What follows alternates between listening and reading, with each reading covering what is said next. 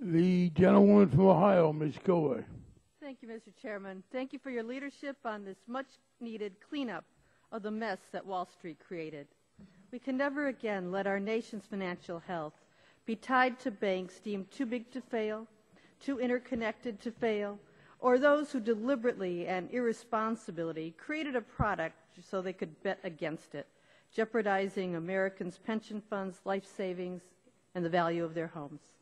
I also want to thank you for making this an open, transparent, and public process so Americans can see that we are working for the interests of Main Street, not the special interests who set the stage for the financial crisis by lobbying for lax regulation and who continue to do so today.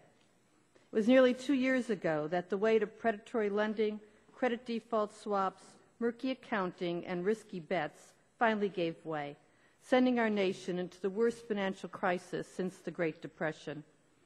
I made a commitment then to Central Ohio that if elected, it would be my priority to reform Wall Street. And over the past 17 months, I've attended countless hearings, markups, and meetings to help craft H.R. 4173, the Wall Street Reform and Consumer Protection Act of 2009, to restore and strengthen our nation's financial system and provide Americans the confidence that rules are in place that work for and protect them. I also closely watch the actions of the Senate, and I applaud their hard work in moving our nation closer to this much-needed reform of financial services industry, and I look forward to working with them to resolve differences between our respective bills. During this conference, it is important that the final bill stay true to a few key provisions. It must create a watchdog with teeth, a strong financial protection agency to protect Americans from unfair and abusive financial practices, and make sure that the Securities and Exchange Commission has the tools to keep up with Wall Street innovations.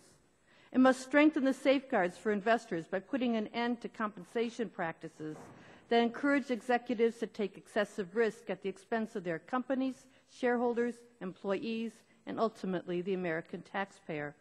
And shareholders should also have some tools as well, a say on executive pay with proxy disclosure. It must require credit rating agencies, which failed woefully to fill their important function as gatekeepers of the financial system, to be more accountable for their ratings. And finally, we must put an end to too big to fail or too interconnected to fail, so that in the future, troubled financial institutions like AIG or Lehman Brothers will be wound down in a manner that prevents taxpayer bailouts and contagion to the rest of the financial system, with a dissolution fund paid for by the financial industry itself. Thank you, Mr. Chairman. I look forward to a thoughtful debate on these key issues. I yield back my time.